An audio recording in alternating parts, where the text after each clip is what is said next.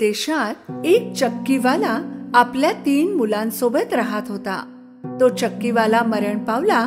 त्याने आपल्या 2 मुलांसाठी चक्की ठेवलेली होती आणि त्याच्या सर्वात लहान 3ऱ्या मुलासाठी एक बोका. त्याचा लहान मुलगा खूप नाराज होता. तो ही गोष्ट मानायला तयारच नव्हता की त्याच्या बाबांनी त्याच्यासाठी फक्त एक बोका ठेवला होता. पण अचानक असं काही घडलं जे खूप विचित्र होतं.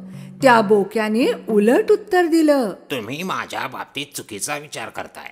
मी तुमच्यासाठी तुम्हाला वाटतंय त्यापेक्षाही जास्त उपयुक्त ठरू शकतो. लहान मुलगा बोक्याला बोलताना पाहून आश्चर्यचकित झाला आणि तो चाचरत म्हणाला, तू हे कसं शक्य आहे?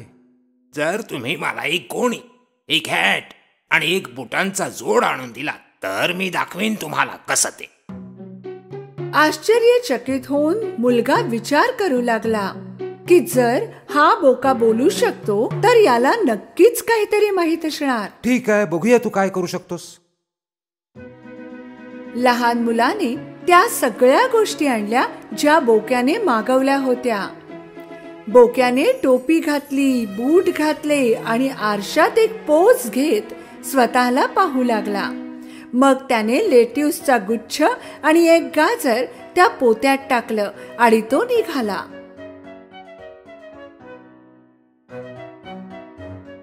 जेव्हा जंगलात त्याने पोतं उघडलं आणि जमिनीवर ठेवलं, काही वेळातच एक ससा भाज्यांचा ताजा सुगंध घेत तेथे आला आणि लेट्यूस आणि गाजर खाण्यासाठी पोत्यात घुसला. बोक्याने झटकन पोतं उचललं, सशाला आत घालून पोतं दोरीने बांधून टाकलं. त्या सशाला आपल्या मालकाकडे घेऊन जाण्याऐवजी बोका त्याला राजमहालात घेऊन गेला आणि पहारेकऱ्यांना सांगितलं की मला महाराजांना भेटायचं आहे. पहारेकऱ्यांना टोपी आणि बूट घातलेला बोका पाहून आश्चर्य वाटलं आणि ते त्याला लगेच महाराजाकडे घेऊन गेले. महाराज, मी तुमच्यासाठी कॅरेबाच्या राजकुमारातर्फे भेट आणली आहे. महाराज, कॅरेबाच्या राजकुमाराने हा गोड ससा तुमच्यासाठीच तर पकडला आहे. राजाला खूप आनंद झाला. खूप दिवस ही परंपरा अशीच चालू राहिली. बोका राजासाठी तऱ्हेतऱ्हेचे प्राणी पकडून आणायचा आणि लवकरच संपूर्ण राज्यात ही गोष्ट पसरली की कारबाचा राजकुमार किती उदार आणि श्रीमंत आहे. जसजसे दिवस सरत गेले, राजाची उत्सुकता वाढत गेली आणि मग एक दिवस त्याने बोक्याला विचारलं, तुझे मालक तरुण आहेत का? होय महाराज, आणि सुंदर सुद्धा. ते धनवान आहेत का? खूपच धनवान महाराज. ते त्यांच्या महालामध्ये आपलं स्वागत करण्यासाठी खूप उत्सुक आहेत. राजा आणि राणी हे ऐकून खूप खुश झाले की ते त्या सुंदर राजकुमाराला लवकरच भेटणार होते. जर बोका जे सांगत होता ते खरे असेल तर मला वाटतं की आपल्याला आपल्या मुलीसाठी एक परफेक्ट पती आणि राजकुमार मिळालाय. काही दिवसांनी बोक्याने माहिती काढली की राजा आणि राणी त्यांच्या मुली समवेत राज्याच्या बाहेर शहराकडे चालले. मी याच दिवसाची वाट पाहत होतो. बोका धावतच त्याच्या मालकाकडे पोहोचला. मालक, आपल्याला त्वरित नदीच्या काठावर जायला हवं, लवकर. लहान मुलाला कळेना की काय होतंय, पण त्याने तेच केलं जे बोक्याने त्याला करायला सांगितलं. पण इथे आपण कशासाठी आलो आहोत? पोहायला मालक. पोहायला? पण मला पोहता नाही येत. चांगलंच आहे नाही येत ते. आपले कपडे काढा आणि नदीमध्ये उडी मारा मालक. माझ्यावर विश्वास ठेवा, मी तुम्हाला निराश नाही करणार. लहान मुलाला जसं बोक्याने सांगितलं तसं त्याने केलं आणि त्याने नदीत उडी मारली. बोक्याने त्याच्या मालकाचे कपडे झाडीत लपवून ठेवले. जेव्हा राजाची स्वारी नदी जवळून निघाली, बोका धावतच राजाकडे गेला. मदत करा, मदत करा, माझे मालक कॅरेबाचे राजकुमार बुडताहेत. राजाने लगेच त्याच्या सैनिकांना नदीत उतरण्याचा आदेश दिला. जेव्हा सैनिक बोक्याच्या मालकाला वाचवत होते तेव्हा बोक्याने राजाला सगळी गोष्ट सांगितली. राजाने त्याच्याजवळ उभ्या असलेल्या एका सैनिकाला आदेश दिला, आपल्याकडील उंची वस्त्रामधील वस्त्र राजकुमारासाठी घेऊन या. नवीन कपडे घालून बोक्याचा मालक खरंच राजकुमार दिसू लागला. जेव्हा राजकुमार राजाच्या रथाजवळ जाऊ लागला, राजाची मुलगी म्हणजे राजकुमारी आणि राणी त्याला पाहतच राहिली. राजकुमार राजाजवळ आला आणि त्याने वाकून त्यांना नमस्कार केला. मी आपला अत्यंत आभारी आहे महाराज.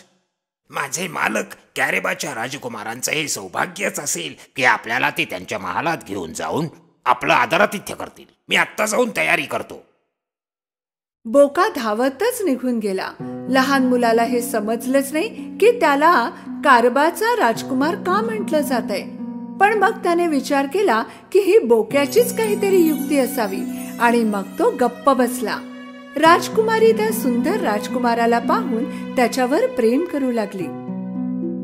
बोका एका महालाकडे धावत होता जो एका राक्षसाचा होता.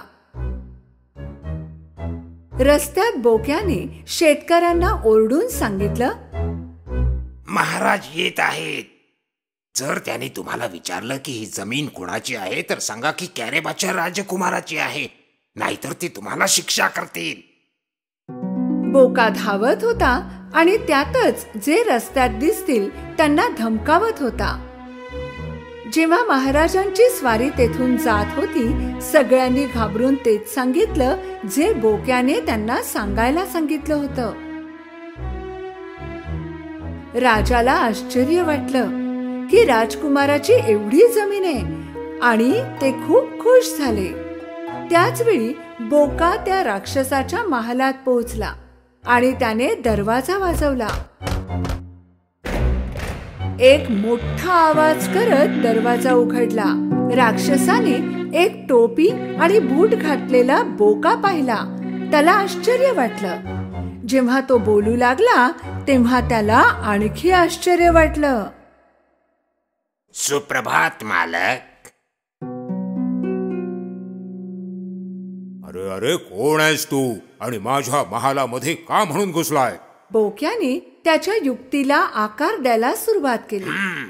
मी तुम्हाला सगळं समजावून सांगतो. मी महाराजांचा निष्ठावान सेवक आहे आणि महाराजांनी मला तुमच्या अद्भुत जादूविषयी खूप सांगितलं होतं.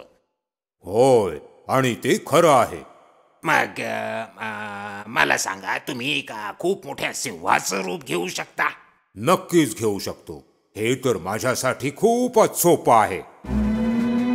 त्या राक्षसाने त्याच्या अद्भुत जादूचा वापर करत एका मोठ्या वाघाचं रूप घेतलं. ठीक आहे, ठीक आहे, एवढं पुरेसं आहे. राक्षस पुन्हा त्याच्या वास्तविक रूपात आला. हा तर एक मोठा चमत्कारच आहे.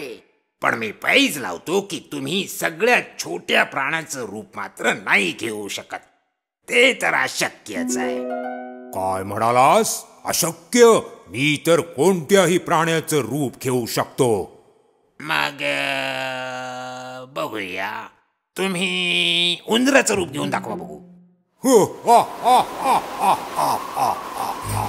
राक्षस एवढा मोठ्यांदा हसला की बोक्याला एका जागी उभं राहणं देखील कठीण झालं होतं. आणि मग त्या राक्षसाने त्याच्या जादूच्या शक्तीचा वापर केला आणि उंदीर बनला.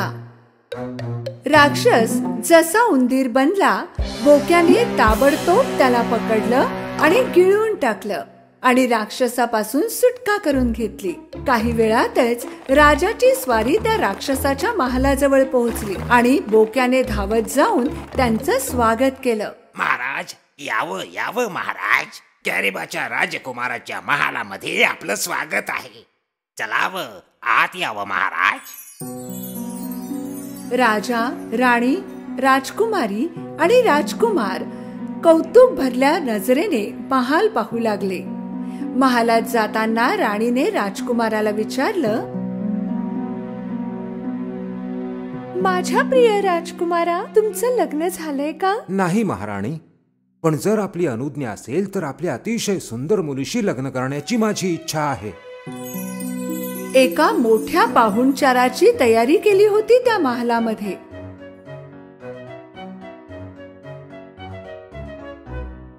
आणि मग राजकुमार आणि राजकुमारीचं लग्न झालं.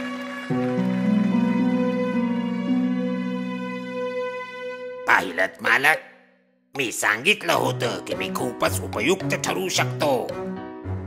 त्या दिवसापासून बुटातील बोका त्याच्या मालकाचा सगळ्यात प्रामाणिक सेवक बनला आणि ते सर्व त्या महालात आनंदाने राहू लागले.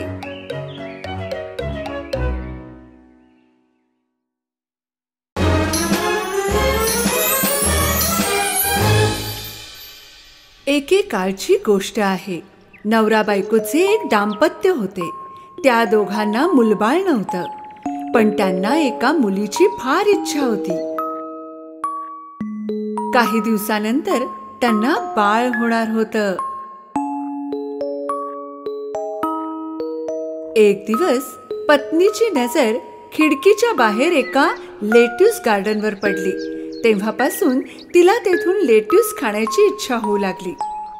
कोण जाणे की ते लेट्यूस मी कधी खाऊ शकेन. तिची भूक कमी होऊ लागली आणि तब्येत बिघडत गेली. तिच्या पतीला तिची फार काळजी वाटू लागली आणि म्हणून एक दिवस त्याने तिला वचन दिले की तो तिच्यासाठी मुठ्ठीभर लेट्यूस घेऊन येईल. तू काळजी करू नकोस, मी आणेन तुझ्यासाठी लेट्यूस, नक्की. पण तुम्हाला माहित आहे ना, ती खूप भयंकर आहे.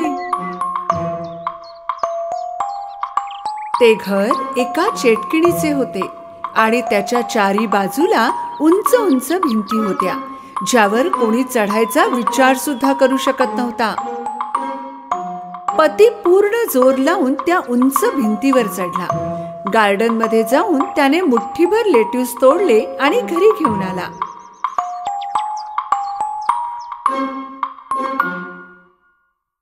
त्याच्या पत्नीने मोठ्या चवीने ते लेट्यूस खाल्ले आणि ती थोडी बरी होऊ लागली. पण मुठ्ठीभर लेट्यूसने तिचं मन भरलं नाही. दुसऱ्या दिवशी पती पुन्हा त्या गार्डन मध्ये गेला, पण यावेळी ती चेटकीण तेथे उभी होती. तुझी एवढी हिम्मत झाली की तू माझ्या गार्डन मध्ये येऊन माझे लेट्यूस तोडतोस? माझी पत्नी गरोदर आहे, तिला लेट्यूस घेण्याची इच्छा झाली आहे. मग तू मला विचारू शकला असतास ना. तुला इकडे सगळे घाबरतात, मला वाटलं तू देणार नाहीस. मला माफ कर. माफ करू? तुला तर शिक्षा मिळेल. जर माझ्या पत्नीला हे लेट्यूस मिळाले नाही तर ती आजारी पडेल आणि बाळालाही त्रास होईल.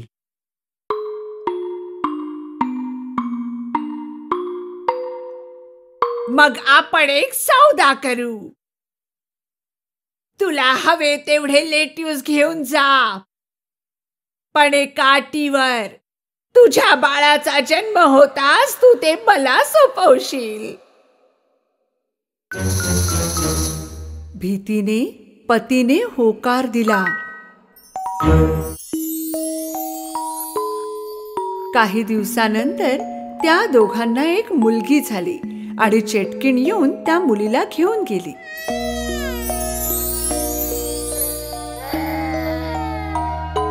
तिने त्या मुलीचे नाव रपंचल ठेवले, कारण जे लेट्यूस तिची आई खात होती त्याचे नाव सुद्धा तेच होते.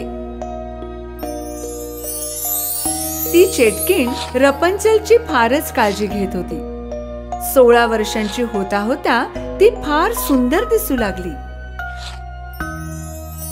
तिचे घर जंगलामध्ये एका उंच इमारतीत होते आणि त्या इमारतीत शिडी नव्हती, फक्त वर एक खिडकी होती.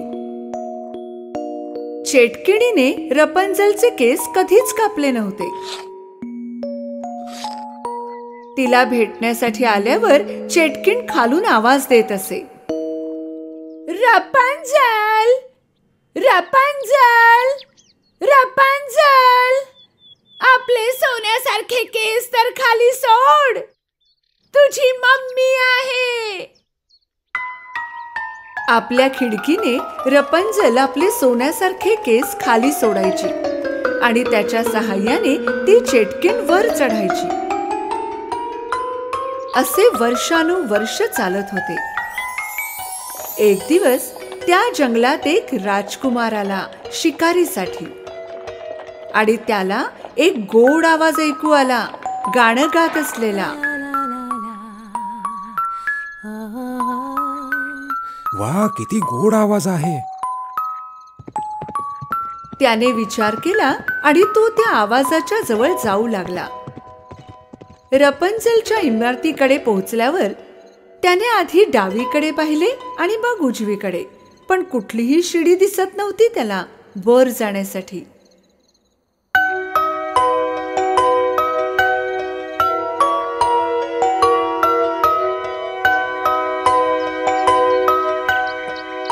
तो आवाज राजकुमारला दररोज तेथे खेचत होता, पण वर चढणे कधीच शक्य नाही झाले.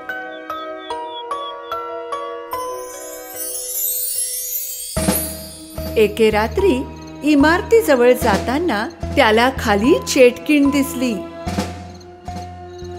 रपंजल, रपंजल, रपंजल, तुझे सोन्यासारखे केस तर खाली सोड, तुझी मम्मी आहे.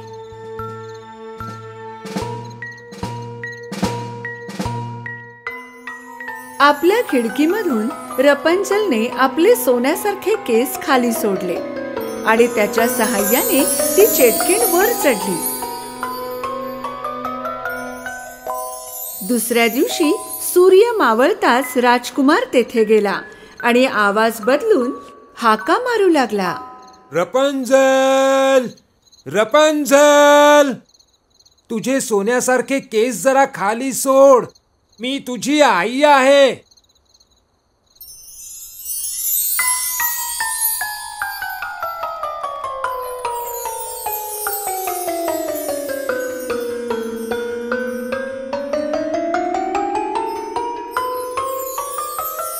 आपल्या आईच्या व्यतिरिक्त पहिल्यांदाच तिने एका मनुष्याला पाहिलं आणि ती थोडी घाबरली.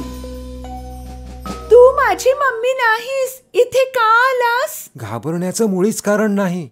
मी तुझं गाणं ऐकलं आणि मला तुझा आवाज खूप आवडला. बस फक्त तुला पाहायचं होतं. आवाजासारखीच तूही सुंदर आहेस. रपंजलला राजकुमारचे बोलणे आवडू लागले आणि तिची भीती सुद्धा गायब झाली. काही काळ सगळे सुरळीत चालत होते आणि चेटकिणीला या सगळ्याची कल्पना देखील नव्हती.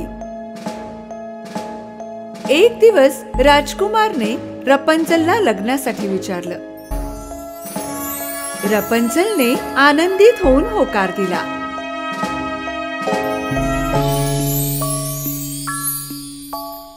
पण रपंजलला खाली जाण्यासाठी काही मार्ग सुचत नव्हता. अचानक तिला एक युक्ती सुचली. दरवेळी राजकुमार एक कपड्याचा तुकडा सोबत आणत असे. रपंजल त्या कपड्यांना जोडून एक रस्सी बनवू लागली. पण एक दिवस रपंजलच्या हातून एक चूक घडली आणि तिच्या तोंडून एक गोष्ट निघाली. मम्मी, तुझ्यापेक्षा लवकर तर राजकुमार वर चढतो. राजकुमार? कोण राजकुमार? चेटकिणीच्या लक्षात आलं की काहीतरी गडबड आहे आणि ती ओरडू लागली. तू मला धोका दिलास. मी तुला बाहेरच्या जगापासून वाचवण्याचे प्रयत्न करत होते.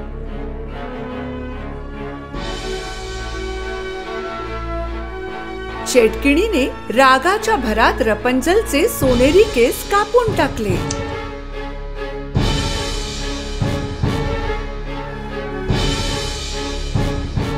आणि तिला एका लांब अशा वाळवंटात सोडून आली. त्या रात्री चेटकीण राजकुमारची घरी वाट पाहू लागली. थोड्याच वेळात राजकुमारचा आवाज आला. रपंजल, रपंजल, तुझे सोनेरी केस खाली सोड, मी आहे प्रिन्स. चेटकिणीने रपंजलचे कापलेले केस खाली सोडले. वर कोण आहे हा विचार न करता राजकुमार वर चढू लागला. तिथे रपंजल नव्हती, पण चेटकीण होती. त्याला कळून चुकलं की काहीतरी वाईट घडलंय. चेटकीण त्याच्या जवळ येऊ लागली. इतक्यात राजकुमार भीतीने खाली पडला.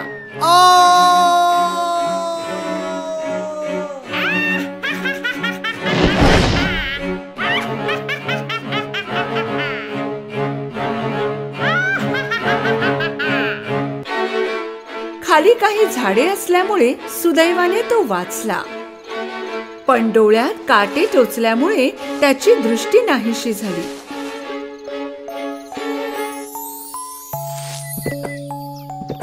दृष्टी नसून सुद्धा तो राजकुमार जंगलात रपंजलला शोधू लागला.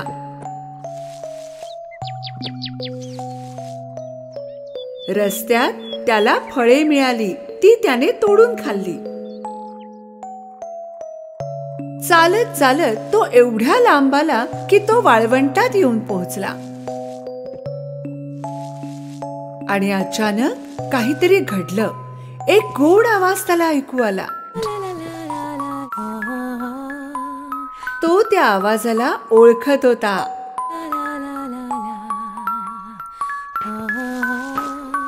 तो त्या आवाजाजवळ जाऊ लागला, हाका मारता मारता. रपंजल, रपंजल. रपंजलने राजकुमारची हाक ऐकली आणि ओळखली सुद्धा. राजकुमार, तुम्ही? ती त्याच्याजवळ पळत गेली. दोघे अत्यंत खुश झाले. भेटताच दोघांनी मिठी मारली आणि रडू लागले. रपंजलचे अश्रू राजकुमारच्या डोळ्यांवर पडले आणि अचानक एक चमत्कार झाला.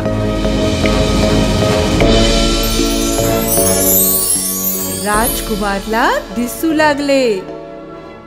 हे पाहून रपंजल खूप खुश झाली.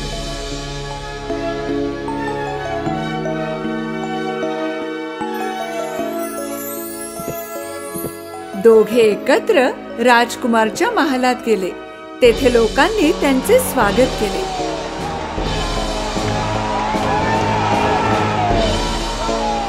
आणि दोघे सदैव आनंदात राहू लागले.